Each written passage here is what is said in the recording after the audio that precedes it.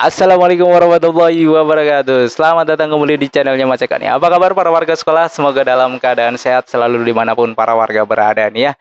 Oke, di video kali ini Mas Eka akan berbagi informasi untuk permasalahan di zonasi ya. Zonasi ya kan.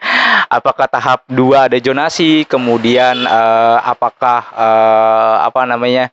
Zonasi ini sudah sesuaikah dengan di lapangan gitu. Terus efisiensinya bagaimana untuk zonasi ini gitu kan, apa memang tepat sasaran sesuai dengan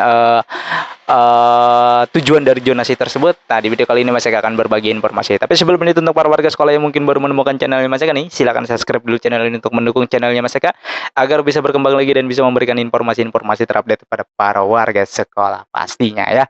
Oke, jalur zonasi, jalur yang paling banyak kuotanya di antara jalur-jalur lain. Nah, sebelum Mas Eka masuk pembahasannya lebih jauh, Mas Eka akan ingatkan terlebih dahulu bahwa jalur zonasi itu berada di tahap 1 PPDB ya.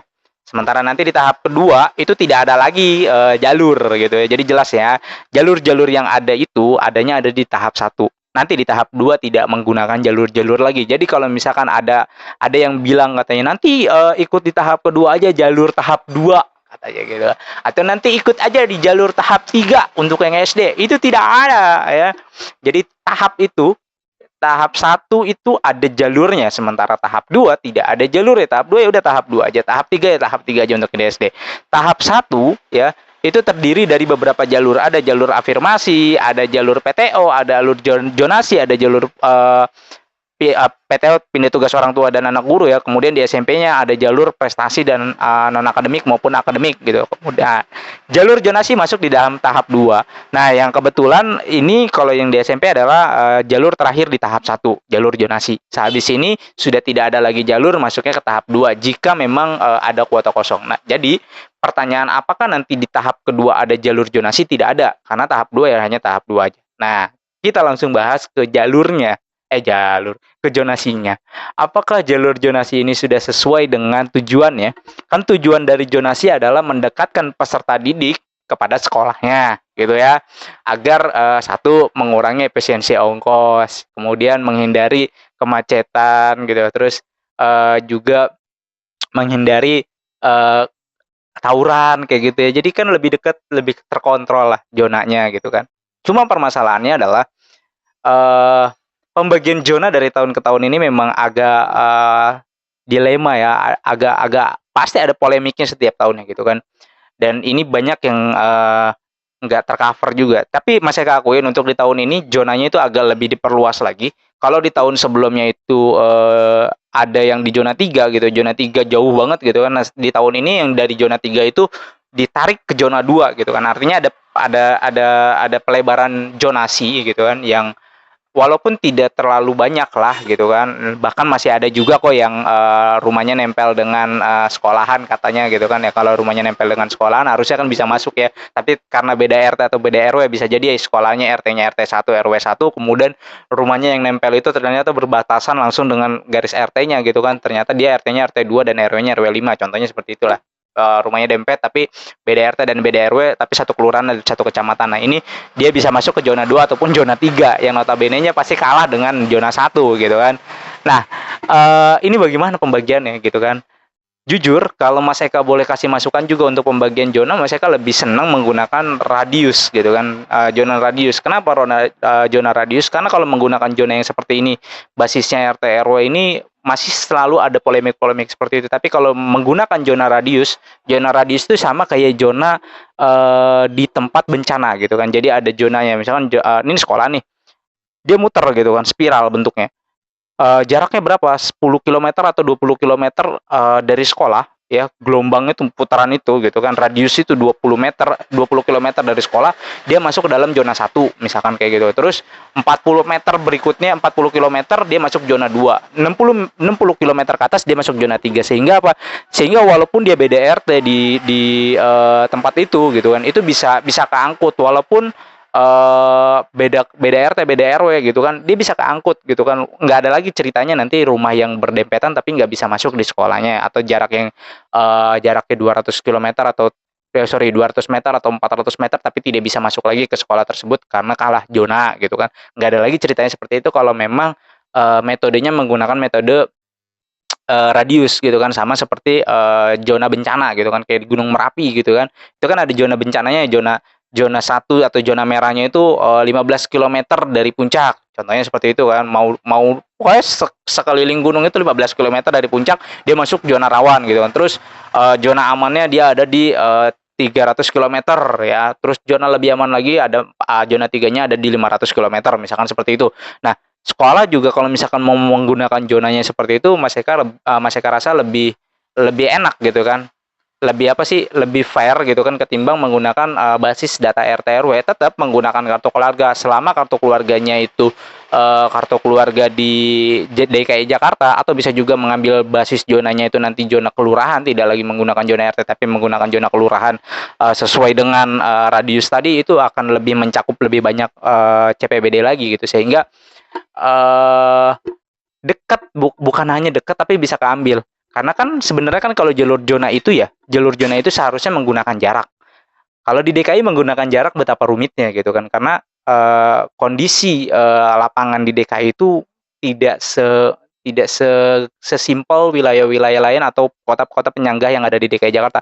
Mungkin banyak yang membandingkan bahwa nih di kota tetangga bisa menggunakan jaraknya lebih enak. Dia ditarik dari peta sekian dari titik koordinat rumah ke titik koordinat sekolah sekian ratus meter. Kemudian kalau di DKI nggak bisa, bayangin, karena di dalam gang ada gang lagi gitu kan, bingung, jadi mau narik secara garis itu bagaimana gitu, sehingga makanya menggunakan metode basis data RT RW. Tapi metode basis RT RW ini juga kalau boleh mengkritik atau memberi saran kurang tepat juga gitu. Karena apa?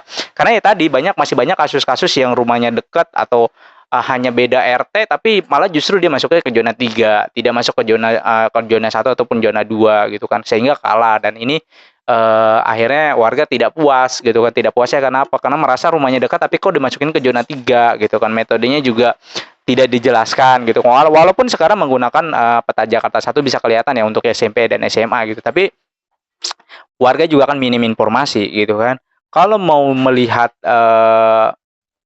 zona sebenarnya di DKI ya lebih lebih enak gitu kan. Lebih enak menggunakan zona seperti itu, zona radius, ketimbang menggunakan tadi basisnya pakai RT atau RW. Sebab kalau misalkan basisnya pakai RT dan RW, banyak hal-hal kayak tadi masih terjadi juga ya. Mudah-mudahan sih di tahun berikutnya ya untuk jalur zona ini bisa diperbaiki lagi lah, karena memang saya akuin kalau untuk di jalur zona ini banyak permasalahan-permasalahan seperti itu ya. Banyak yang komen juga bahwa ini saya masuk kok zona 3 sih, ini tiba-tiba masuk zona 3.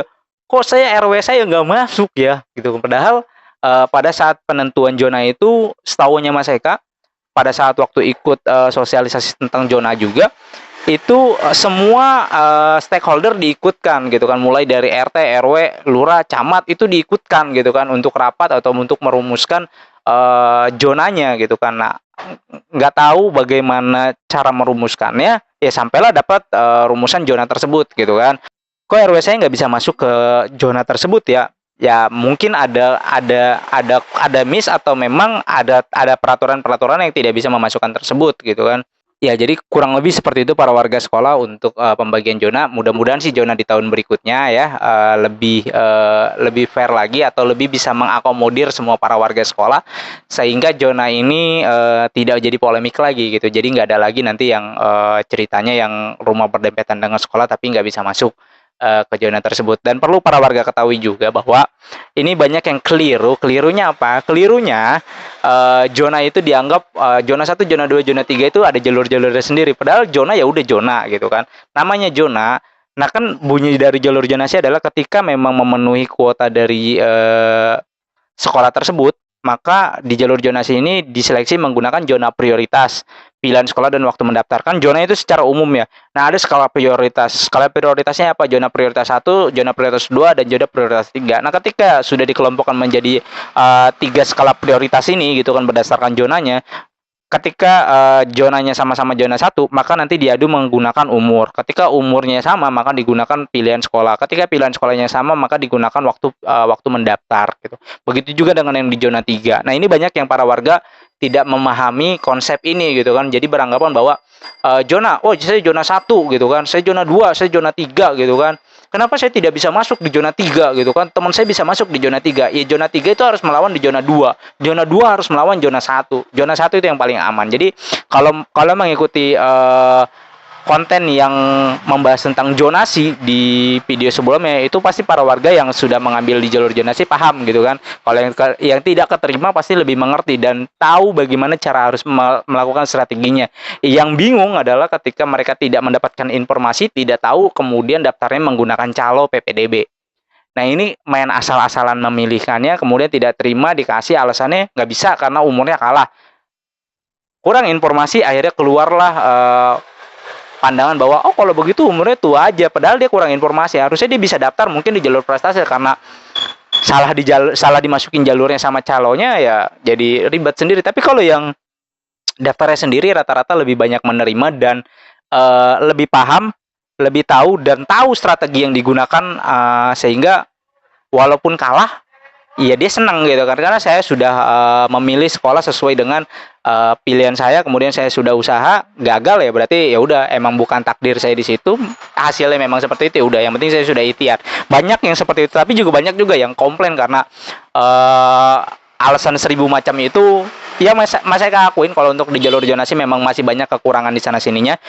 Marilah kita sama-sama memberi masukan ke pemangku kebijakan, ke pembuat kebijakan untuk jalur zonasi di tahap berikutnya atau di PPDB tahun berikutnya ya, agar zonasi ini benar-benar lebih tepat sasaran lagi atau lebih sesuai lagi, dan lebih banyak mengakomodir keinginan-keinginan masyarakat yang ada di bawah. Oke, mungkin saya rasa cukup. Mudah-mudahan informasi ini bisa bermanfaat. Sampai jumpa di konten berikutnya. Wassalamualaikum warahmatullahi wabarakatuh.